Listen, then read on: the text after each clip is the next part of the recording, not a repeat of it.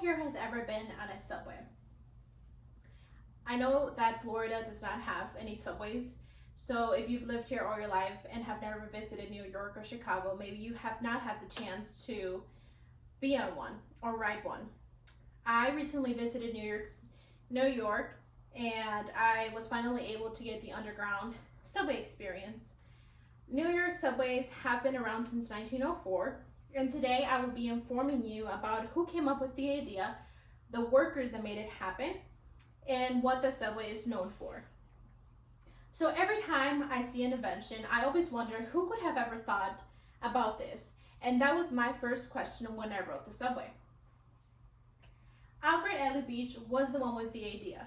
According to Oliver Allen in his 1997 article titled New York's Secret Subway, he states, Alfred Ely Beach said that the best way to move people from one place to another underground was to put them in capsules and shoot them through tubes by means of air pressure from huge fans. Beach's inventive nature was part of his genetic makeup because his father too had been an inventor. Alfred came up with this idea because of the desperate need of transportation due to growing congestion. Growing congestion. You can see it in this picture. In some way, Alfred knew that he wanted to include the use of pneumatics to create the subway. Pneumatics defined, according to staff in their 2020 article titled Beach Pneumatic Transit, reads that it is an operative system with the use of massive fans to propel cars through a tight tube and reversing to suck them back. This is something very similar to what banks use. I remember going to the bank with my dad back in the day, and he would go on the drive-through side, and there was a tube, a clear tube, where he would have to put in his check and his credit card and then send it back, and it would end up in the teller's hands. And this is the way that they would basically communicate and get that thing back and forth.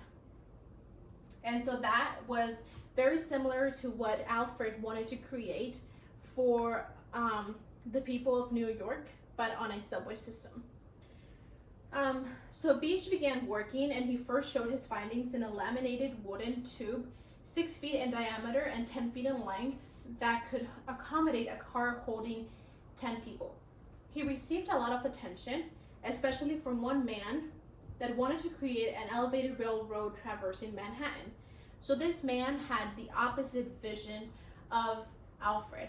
Alfred wanted to make it easy for people by building underground, and this man wanted to be above ground. And so Alfred decided that it was best for him to continue working in secret. So in 1870, 1 year after construction began, Alfred revealed his secret to a dumbfounded public. It was a clean, quiet, brightly lit, and smooth writing. Its station equipped with a grand piano, chandeliers, and a goldfish-stocked fountain. And this was his vision. He wanted to create and make this an elegant thing for the people of New York. But we know that today that's not the case. So with all of this, the question is, who helped build all this? The Sandhogs were the men who built the subway, and this is a picture of some Sandhogs. And according to Eric Blakemore in his 2017 article titled The Sandhogs Who Built the New York Subways, he states it was a dangerous, uncomfortable work, and nearly despite all of that, there was an unlimited supply of immigrants willing to do the job. One man is thought to have died for every foot of the Hudson River. These men would drill and dynamite, and these days deploy a 450-ton tunnel boring machine known as the mole. Some of the tunnels are as far beneath the city streets as its skyscrapers above them. Life as a sandhog was dangerous, but it paid well. The pay was $2.25, and after a strike, it increased to $2.75 per week. They were among the nation's best paid laborers.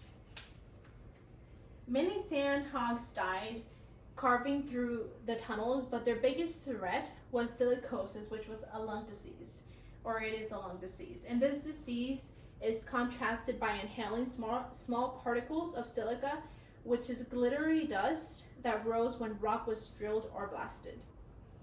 So now, after all of that work, what is the subway known for? So some facts that I think that the men that built the subway and Alfred Ely, the man with the idea, would love to know is that the subway system opened in 1904 with only 28 stations in Manhattan, and now there are 472 stations. Most of them were built by 1940. The New York system is by far the busiest one in the United States, but it is only the 7th busiest in the world. New York daily ridership reaches 2.5 million. And to conclude, I hope that you are now informed of the complexity of subways in New York, with the main points that I covered, which are who the man is that came up with this idea, the workers that made it happen, and some facts about the subway that are interesting to know. Thank you for your time, and hopefully, if you have not visited New York yet, you will soon.